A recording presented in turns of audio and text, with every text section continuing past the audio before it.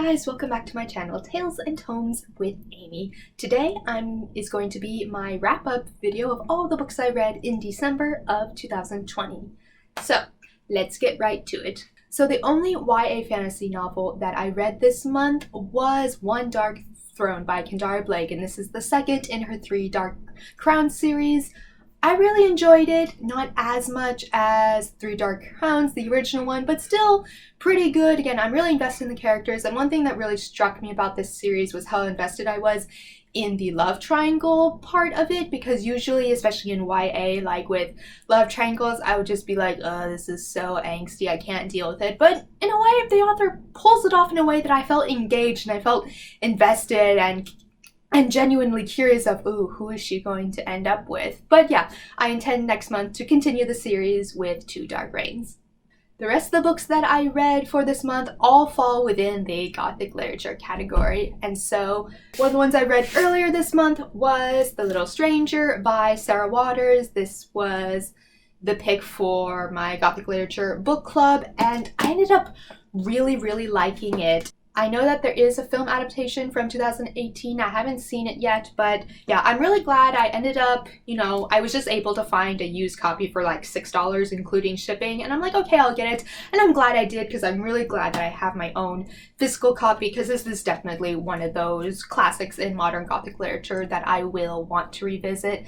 And I think one of the things I liked most about it, beyond, general Gothic tropes, is I really like stories that talk about the fall and the decline of the British aristocracy, which is why I was such a lover of Downton Abbey and things like that. But Little Strangers, I feel like, takes it even farther, because Downton Abbey and things that take place in like the 20s and 30s, there's still vestiges of that lifestyle, even though it's in decline. But this story, The Little Stranger, it takes place in the 50s after World War II, and so truly realizing just how much World War I and World War II together shook the social fabric of Europe, and how all those sort of old social hierarchies completely disintegrated, and just what is left of those old families, and just seeing the house be a symbol for this dying and nearly dead way of life.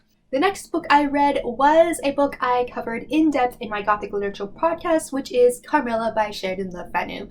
This is his most famous work, and it's definitely hailed as one of Bram Stoker's main inspirations for Dracula, because it's about a female vampire who focuses in on this one girl as her target and tries to be her buddy and her friends, and maybe even more than friends, like, possibly romantically linked, but the main character isn't digging it, so it gets to the point where, again, they find out she's a vampire and ended up hunting her and killing her, so in a very Dracula-esque fashion.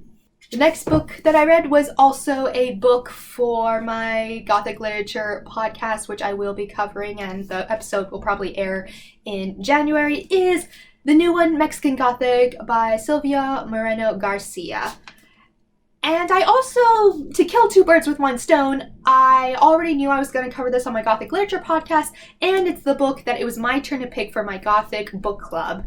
And so I said, do you want to read this one? They're like, yeah, sure. So this was my pick for my book club as well. And I'm not saying it was bad, but like 3.5 stars. Do I in any way think that it is worth all the hype and that it is worth the #1 in Gothic fiction on Amazon? Absolutely not, especially after reading like classics like The Little Stranger and whatnot. And I enjoyed the protagonist. I felt like she was very nuanced, and there were so many things I liked about the book, but it ended up being the twist of what exactly was going on in the house. It was a little bit out there, and I felt like for being such a weird concept, I didn't felt like it was fleshed out enough, and it should have been maybe explained a little bit more, rather than trying to keep it in the abstract ghostly type of stuff that you see, which can sometimes work in Gothic literature.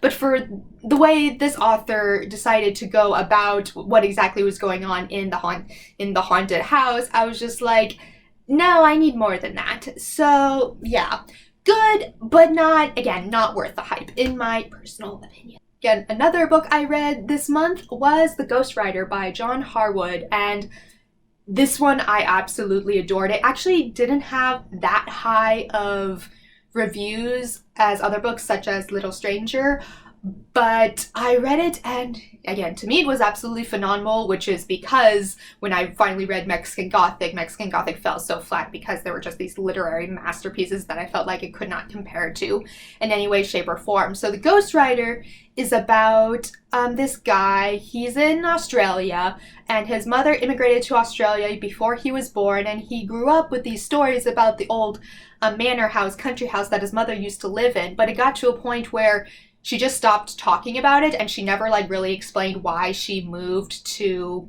Australia, but clearly something really bad and traumatic must have happened for her to move halfway across the world. So it follows his story of trying to like backtrack and realize exactly what happened, and he goes to England and sort of picks up the trail of what went on with the house and with the people in it. So again, really phenomenal story. I really liked their sort of vignettes of the protagonist's grandmother actually wrote some like Gothic stories, and so you get these little like short stories like in between all of the main plot, and I felt like that wasn't a deterrent because those stories end up being relevant to the plot later, but I felt like it was done in such a really remarkable way. Again, to me, a true literary masterpiece, and at some point I checked it out from the library, but I will order my own copy because it's definitely one of those books that I want to have on my own, just like Little Stranger. Another book I read this month was Home Before Dark by Riley Seeger. And again, reading all of these books made Mexican Gothic fall so flat because for of those two, Mexican Gothic and Home Before Dark, being newer releases, I definitely think Home Before Dark deserves a lot more attention than it's currently getting. It's about this girl who, you know, her family purchased this old, like, dilapidated manor, and they only stayed in it for 20 days. And then, like, they ran out, like, something scared them.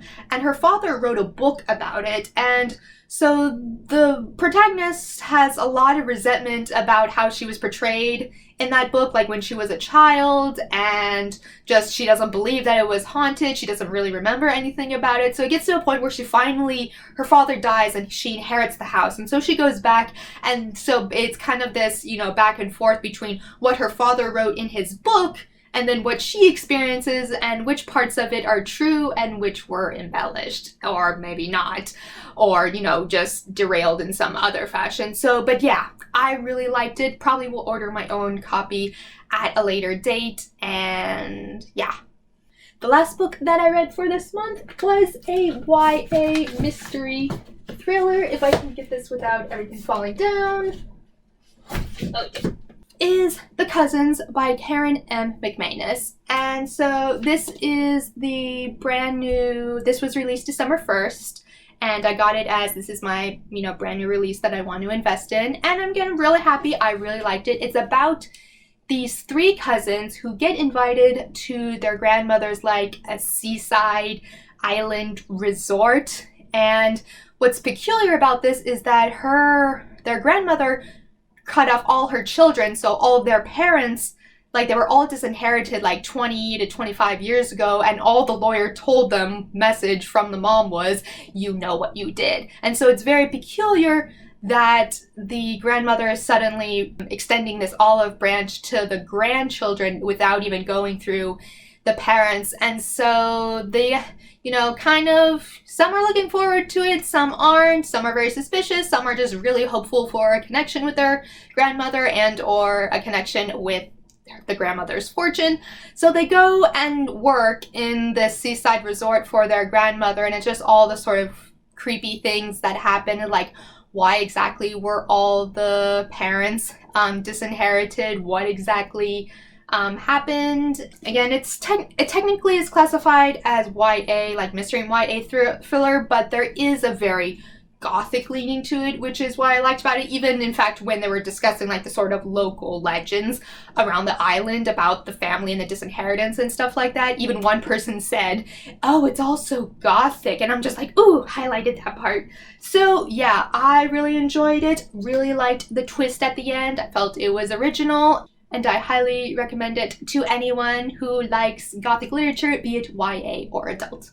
And those are all the books that I read for December 2020. Thank you so much for tuning in, and make sure to check out my January TBR coming soon. Take care, everyone. Bye.